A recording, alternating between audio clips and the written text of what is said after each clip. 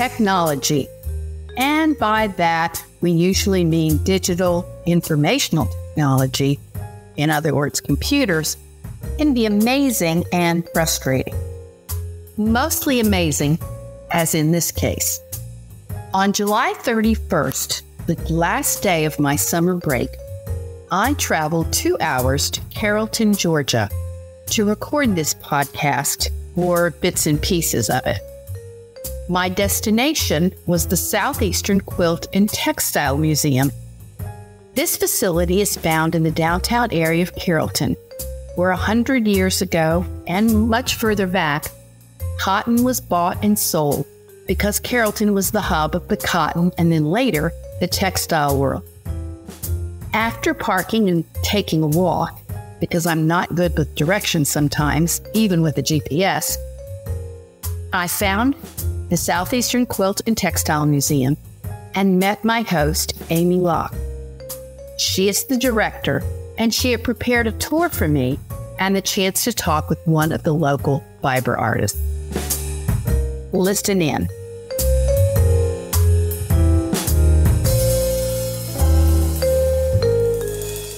I'm speaking to Amy Locke of the Southeastern Textile and Quilt Museum. So our museum started 12 years ago. It was founded by some people from the Georgia Quilt Council who essentially wanted to promote quilting. And eventually they found a home here in Carrollton. So in the 12 years we've been here, we change exhibits roughly every 3 months, show a pretty wide variety of quilt, textile artists. Region. Just so everyone knows, I'm in the room that I believe is the more ancient, the older kinds of things, and they're from the 1800s, some of them. And it's not just quilts, it is weaving as well. Yes. So right now you are in the textile tale exhibit. So these are some pieces from our permanent collection. And the earliest ones are from the 1800s. And in this room, they go up to the 1930s and are pretty interesting pieces with their own unique stories. So the bulk of our collection has been acquired in the 12 years of our existence. There were a few that the Georgia Quilt Council already had that came into our collection. Right now, we have about 200 quilts and textiles. And Amy, how long have you been in position? I started as executive director last December, and I've been there about a full year.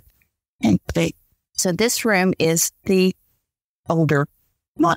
In this particular exhibit, yeah, I have a modern artist sitting here at the era who here to talk to you has a number of works on consignment in our gift shop. So walking into the colors change quite a bit. The colors from the older period are not drab, but just sort of what folks had. And in this particular exhibit, all the first color. Yeah, these are all pieces by Sharon Hendricks. So local quilts are out of unit. And she clearly loves colorful applique. She considers this style quilt applique artist who loves traditional patterns and modern fabric. The color is her signature, and it's a great disposition to the historic. Yes, it is. It's lovely. And when you say modern fabrics, you mean? She tends to use bright, bold colors. A number of the designer. Okay, but they're mostly cotton, where these could have been other things like wool. Cotton. Yeah, some of the historic vary, especially the 1930s. Get whatever people had. Right. Yeah, my grandmother quilted not like wool. And she has left me some of her quilts, but they're both mostly polyester and very heavy. But I'm glad to have them. And yes, this is quite a burst of color and quite a variety. And so one person did all these? Yeah. Oh, my word. Even that one over there? So hers seemed to be machine quilted. And ours very often as other people use a long quilter do the actual quilting. Okay. But she loves hand applique. Is really her signature, and taking patterns and tweaking them to meet what she would like. And so she's a design. She designed what? Yes. Yeah. Some of them are preset patterns, but a lot of them are. Yes, we're looking at one like dolphins and mermaids. It's called Under the Sea. Yes. A lot of fun. And then there's a dragonfly here. So these are, she would give these for display, not necessarily on somebody's bed to sleep under. Yeah. So after this room, if she's here, these are hers as well. Okay. That's amazing. Actually, so I think she created so many. So then we also have another space that is our classroom, third gallery space, and then built up Textile. Oh, okay. So what my podcast is about is not about high arts. It's about creativity. And I talk to people who are creative in different ways. You are a quilter. Oh, that's how I started off. Okay. We started out, and when you say that, what did you become later? Well, it was really sort of interesting. There was a group that had a show here called Studio 222 from Auburn, Alabama. Mm-hmm. And I had been sort of playing around painting fabric and doing lots of stitching and just making small sort of art quilt pieces. And they were using that area over there, and they didn't have quite enough pieces to fill the area for the gallery. So I asked them if they wanted to see my stuff, if I could fill in the gaps. And so they said, yeah, sure. So I hung my stuff up. And they said, actually, would you join our group? So they are textile artists. Mm-hmm. And I go once a month to Auburn. Mm-hmm. They're not Thursday. It's an hour and a half. Yeah. Not bad. It's not bad. I can bring them in here. Oh, okay. That. These are needle books. Oh, so this was a correct old quilts that are falling apart. So these were hexagons. I took quilt, bleached them and painted them, and then I stitched them. And this is a needle book. And when you say needle book, it's a place to put needles. Right. Yeah. For needles in here. Is that a kind of an old idea that people had, or is it rather new? I've seen people do things like this. I get a lot of inspiration from Instagram and Pinterest and places like that. So somebody might make a needle book, but my art that I was putting on it was unique. Mm-hmm. That was my style. This is another one that's the same kind of thing where I painted the background and stitched it. And this is what I've done most lately. Okay. I'm preserving ginkgo leaves with glycerin and water. And then I'm stitching them onto different kinds of fabrics. Mm-hmm. Sometimes linen, like this is a Dupiani. And it's healthy. Yes. Mm-hmm. Oh, okay. Yes. So it's preserved. Yeah. Preserved. Ginkgos are sort of a leathery thick leaf too. Mm-hmm. I've tried oak and some different things in it. They're more fragile and they don't preserve well, and they sure don't stitch down well. Is ginkgo a real common tree around here? People buy it at the nursery. Oh, and so it's not necessarily. It's not native. No. And then I also dye fabric from natural stuff. Oh, So right. This is, I'll show you different ones. This is crepe myrtle bark. Oh, It looks sort of suede like. This is onion skin. oh my word. This is black beans. And this was bark from a cherry tree. Okay. So the fabric is all the same, but you've taken natural things and made the dye. Right. Okay. Right. It's sort of a science within itself. I'm going to study quite a bit because you have to use a mordant to make the colors not fade. So By a mordant, you mean? sometimes aluminum. I can alum, which is a basic, but you can use lots of different things. And then you can do, like after I dye some fabric, I could put it in baking soda or lemon and it will change the tint. But the crepe myrtle bark is my favorite because what I've found is it has tannin in it, which is something that comes from trees, and they use it in leather. Right. So I don't have to use a mordant with it, but if I soak it in soy milk, it changes it from being a plant-based fiber, cotton, to a protein, which is wool and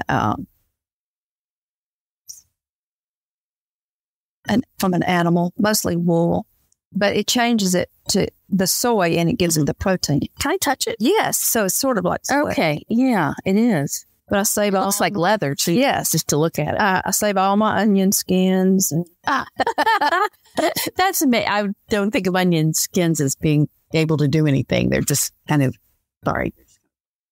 He's cutting an onion last night. Get out of here. I've got cloth bags that I save all of them in, and I've got 2 really big bags, so I'm getting ready to start dyeing fabric again. Okay. And so that's something that I started doing, and I was like, I have all this fabric. What am I going to do with it? So first, anybody washing it? Yeah. That would. So I decided to do some journal covers. Mm-hmm. So you have to become sort of an amateur chemist. Yes. Yeah. You really do. And that's one reason I like the crepe myrtle bark. You don't have to use a mortar because it has tannin in it. Okay. I love crepe myrtle. I do too. I think I'm going to get some to put in my yard. Yeah. Well, we bought the house that we're in, and there was a huge one that was probably 30 or 40 years old. Oh, wow. It's not a good place. It's really close to the house, and it has invasive roots. But we would never take it down. Yeah. But when it starts peeling its bark, I always gather it and use it.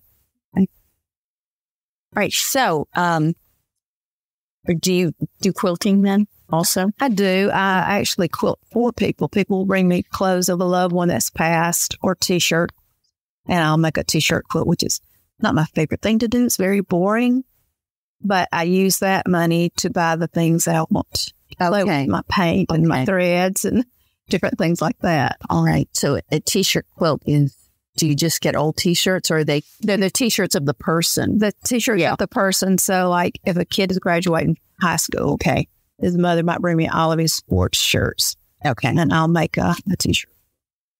Okay. Do you use the whole shirt, or no, just a square? Just the part that's got logos on it? When I make one, I will mostly grandchildren on these pictures here. But when I'm making one, I will show the layout to the person I'm making it for. Oh, so you take the squares and you interface it, and you have to stabilize it. And then I put strips between it to sort of stabilize it. Yeah. I mean, I've got a long arm, so I'll quilt it on a long arm. Are you familiar with that? Yes. I mean, okay. So what drew you to this kind of thing? Glasses ran away, didn't they? Yeah, they said. And unblocked it. Oh, you know. Well, you had them a minute ago. I know. Definitely. How did I get started? Yeah. My mother, that inspired me. And when I was pregnant with my first baby, I got my middle shape. So that's why I started. And then I was a teacher and had no time. So, but I became a school librarian, and when I did that, I had more time to know. So I started making quilts, and people would bring me clothing of loved ones, and I would make quilts for them. Sometimes these are people that passed away. Right. Okay. But I've got several quilts in the gift shop. Well, that are just quilts that are made from different fabrics that I bought. Okay. What's your favorite fabric to work with? Cotton, for sure. Not. Yeah. Yeah, I made some from tiles. Yeah. Not my favorite. Yeah. With those, do you take the whole tie apart? You take the whole tie apart, and then you okay. Creams. You put stabilizer on the back that's fused on. Okay. Like that gauzy stuff. Yeah.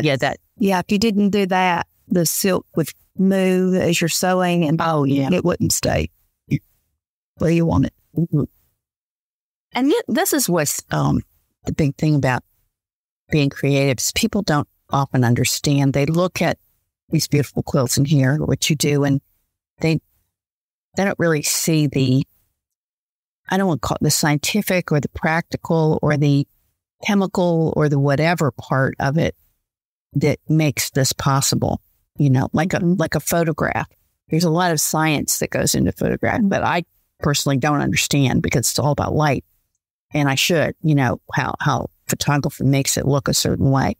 And so it's the same with quilting, is there's a science to it as well as the art, and then there's the craft of it. So that's right. Yeah, that's right. I mean, just looking at these quilts in here, this lady has an eye for what looks good together. Mm-hmm. All of her work is what they call knit and turn applique. Okay. So which means she'll cut out a piece and then turn under the edge. And, okay. So it's all. Yeah. Yeah. Applique is it's amazing. It's difficult. I had tried it and I said, this is a lot of work. Oh, yeah. Yeah. So I really admire what she's done. Yeah. And then after she finishes that one's amazing. Mm-hmm. Those are beautiful. Then she quilts it. And what is the stuff inside of it? What is there a certain kind of material that's better? For quilts that you're going to use, we usually use a 80-20, which is 80% cotton and 20% polyester.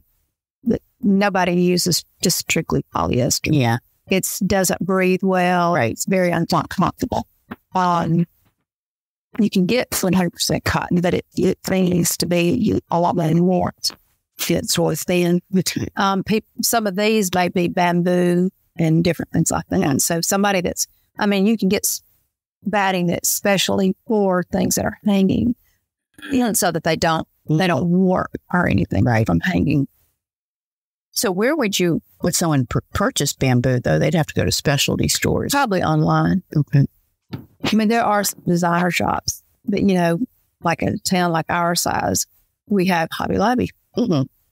Yeah, and they're not going to have the. I don't think they even carry the 80-20. They just carry. Okay. And the polyester, I know they have polyester. Yeah. Okay. That's good to know. And they have to pick out something that I'm working on. Yeah. Well, like pink fabric right there in the background of that one, she probably dyed that herself. So I have dyed my fabric. I've done the natural dyeing. I've done ice dyeing, which is some of the things in the quilt shop there that are in the gift shop that are not my work, but somebody else's. I can show you what ice dyeing is. I don't know if you're familiar with it. It's a fun, very spontaneous kind of serendipitous. You like if I was doing a T-shirt, I might sponge up the T-shirt and then I would lay ice on it and then dye, or either dye and then ice. And as the ice melts and it goes into the shirt, colors combine. You might use 2 or 3. So it's not going to be a uniform. No, and somebody can't say, I want one like that, because you never get the same thing twice. Okay. But it's a lot of fun. Interesting. I would have never thought of that. It amazes me what people who are creative come up with. Oh, yeah. I would never think to put ice and dye on something. There's so many different things. It depends on, twist it, you get one thing, and you scrunch it up. Like the girl that sells stuff here that's ice dyed, what she was telling me that she does, because it looked like a flower blowing puddles. Mm-hmm. She was putting like balls underneath and then putting the fabric over it and then putting the ice and stuff so that as it ran down, it's like a flower. Okay. Just her style. Mm-hmm. Of course, she had taken classes, learned a lot of things that way. Yeah. See, this is the way I was telling you how it looks in my head. Flowers, the white one. This is sort of a mandala. So this is how she folds it. So this is probably the center, but it's, you can see where the folds. So in these your books that you move, some of them are it's quilted to those are all journal covers. Okay. Some of them are just designer fabric. So other people have some. Yeah. So there are a lot of about 17 local artists. Oh, job. See, I've never seen that. It just amazes me what people come up with. So it's basically, again, taking something blanket or, something that's very fair. Okay. So these are tobacco quilts. Essentially, these tobacco pieces were only produced between about 1905 and the start of World War I. So it was a really small window. And essentially, the smoking bought the tobacco and then collected the points to get the envelopes so they could make things or just blend. Oh, so these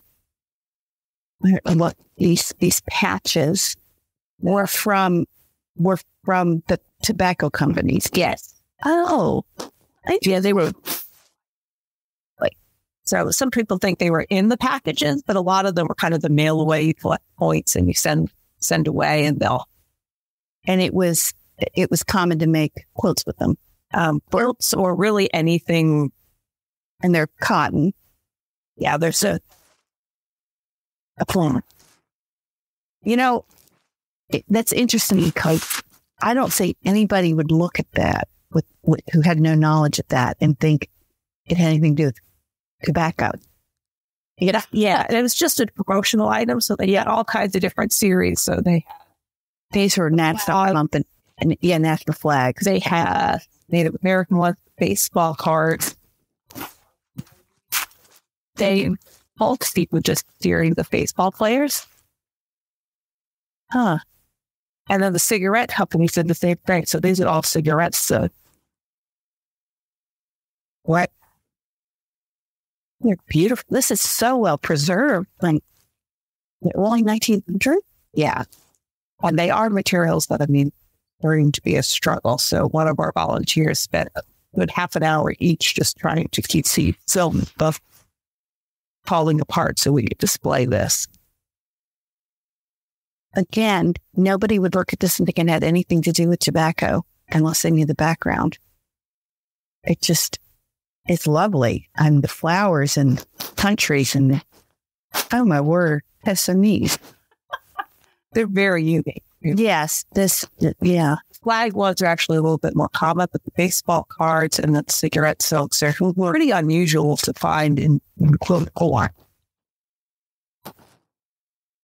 So these were originally where before you got them? There was a woman who she's originally in Texas, but she moved to Rome with her family. I was just freaking cast away. So her collection. Oh, all right. She had 5 of them were all in her collection. Oh, okay. Several other quilts that were not tobacco quilts. Yeah, being collected as well. They're priceless. Helpful. Amazing. You learn about American history. This is actually also a new addition to our collection called Rising Sun. And this was essentially a quilt kit. It was made in the 1930s, so real early in that. And it was actually designed by Herbert Nierenberger. And he was a male designer, which was pretty unusual. So he actually kind of essentially hid under his wife's name in the company. Okay. So, so someone would buy the quilt kit that he designed. Okay. And he was known, he loved point. Yeah. That makes harder. And so this is kind of our mystery quilt. Mm-hmm. But these are all signatures of local residents, but we haven't been able to figure out how they connect. They went to different churches, were, in different communities in the county, different families, etc. So we're hoping somebody will figure out how all these names came together to create a quilt. And it's kind of it looks like seersucker. Some of it may be, or that may be, yeah. But it's over time it's puckered up. Yeah. This well lived again. It looks like in there. So the preserving of quilt. I was talking with Sarah about the science of it. People come in, they're going to let the science of it. So how how do you, I mean, you get this, how do you preserve it? Like the lady that you gave that go, and then had she like and preserved them? I kept them in any kind of. So I don't know how she acted. Yes. Ideally, we'd love to be able to roll our quilt. Is rolling. Right. We do use only have our Bible quality boxes and tissue paper that essentially we create tissue paper rolls to gentle bends instead of those sharp creases. Mm-hmm. And ideally, we try to refold our quilts every year to every 2 years, just so they're not creased over time. And much what we do to store them. Clearly, we rotate out what we have on display, so we can't in the light for too long. But it also, allows hanging up. And we do some light preservation. This square here, it has mesh over top of it. So we do that, and yeah, it's just a real fine mat that is on top of it. So you have things that are already deteriorating, which is cost in the fabric itself. Yeah. Just to stabilize it, hold it in place. For those listening, which is all of you, video, this particular quilt has one square that looks like it's just the top has been just deteriorated in the batting, and that's pretty. Yeah. I want to try pretty combos quilts of the age which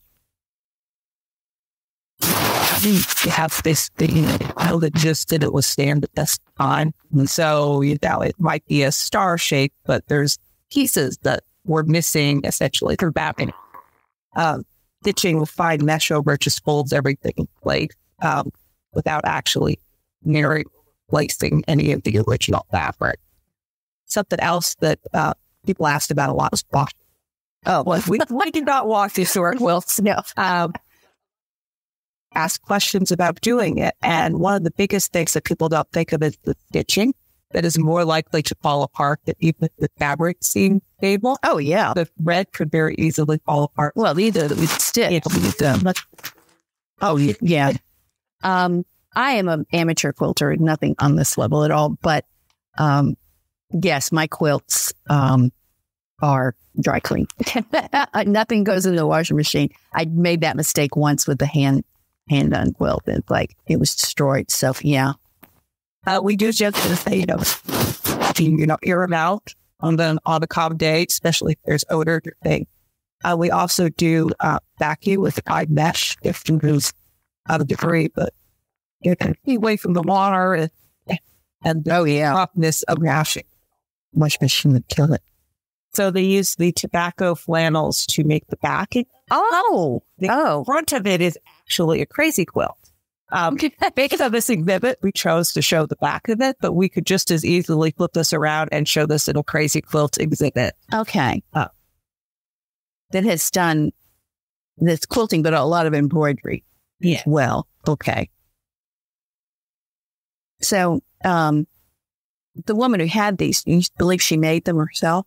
She did not. She was a quilt collector. Oh, so all hundreds. And she was from Texas. Yeah, she was from Texas. She clearly collected quilts from a wide variety of sources. No, unfortunately, we don't know the stories of where she got the quilts from. There is some speculation in her family that she kept notes, and somewhere in the records it house found them. Yeah. Oh, okay. Yeah, that's too bad, because if you do that, I mean, obviously she spent some time and money on it. So yeah, especially that silk one is amazing. Yeah. Now I wanted to ask you, since we're here, how did you get into this work? So I am a museum professional. I've been in museums for 20 plus years now. Okay. And I did start in collections. So I've always worked primarily in history museums. So we have quilt or textile expert.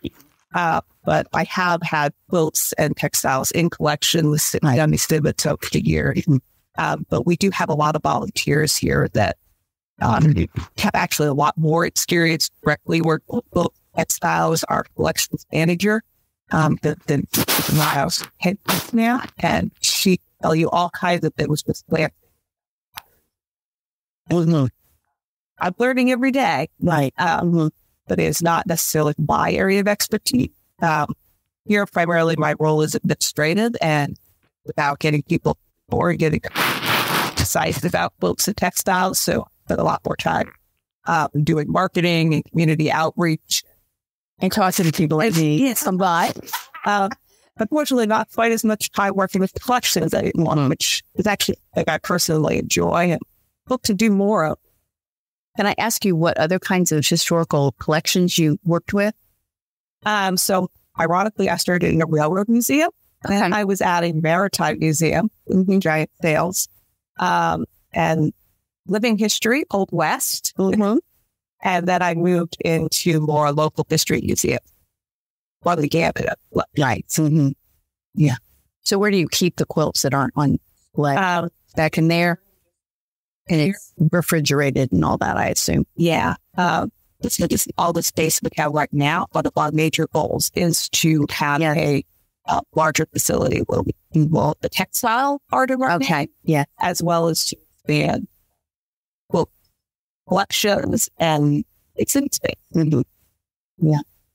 Interestingly, too, I'm a novelist, and I wrote a novel about the little county where my mother, not about her, but so I went up there 2 or 3 weeks ago.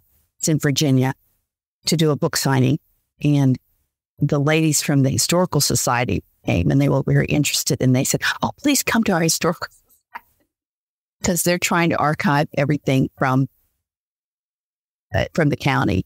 And they're not professionals. I mean, I don't mean to say that in another way, but they're just, it is. I mean, they took us in there, and what they had tried to do was create an exhibit of every soldier or service person, mostly guys, of course, over the last 100 years that they had from World War One.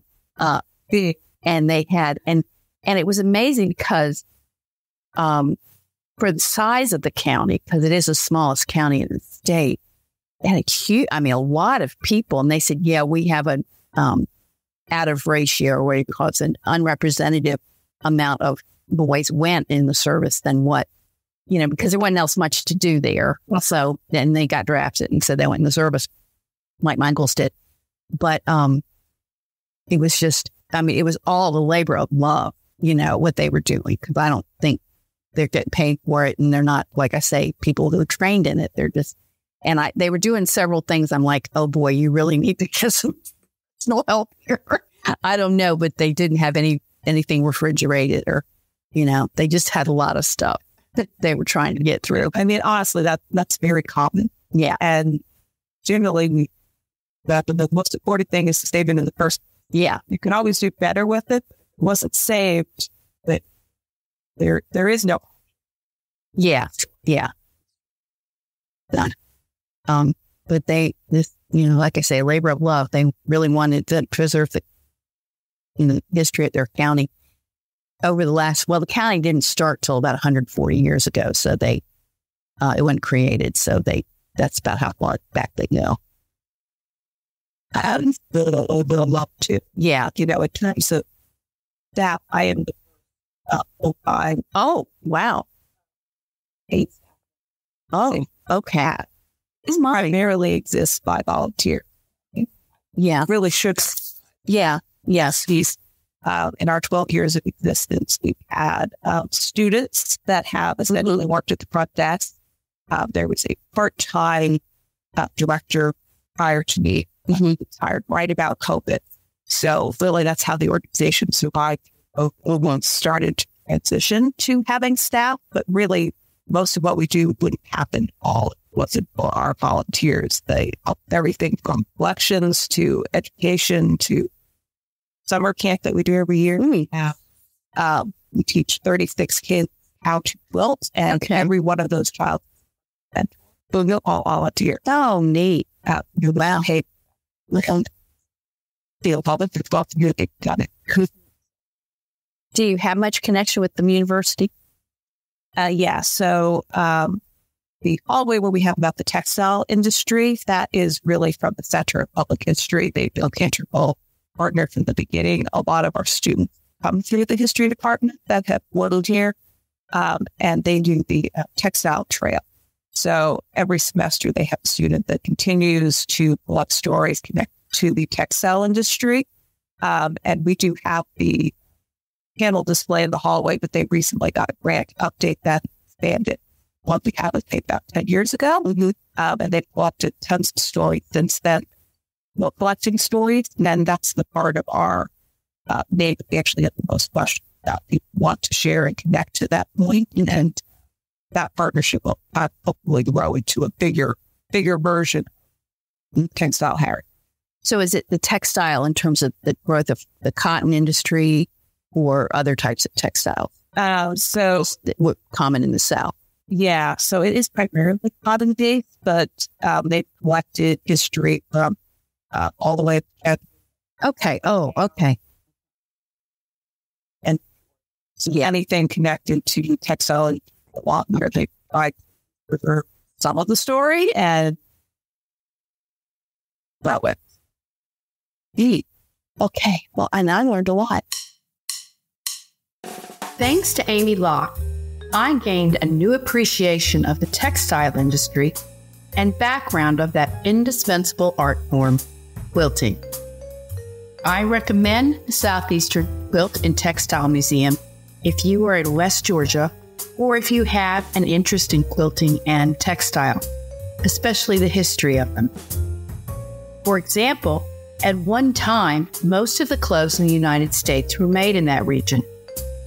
Carrollton is part of the West Georgia Heritage Textile Trail. There is much to learn about Georgia history in Carrollton, as well in so many other parts of the state. Thanks for listening. I'm looking forward to future podcasts with poets and entrepreneurs, scholars, and maybe a surprise. Please go back and check out the past episodes. Bye-bye.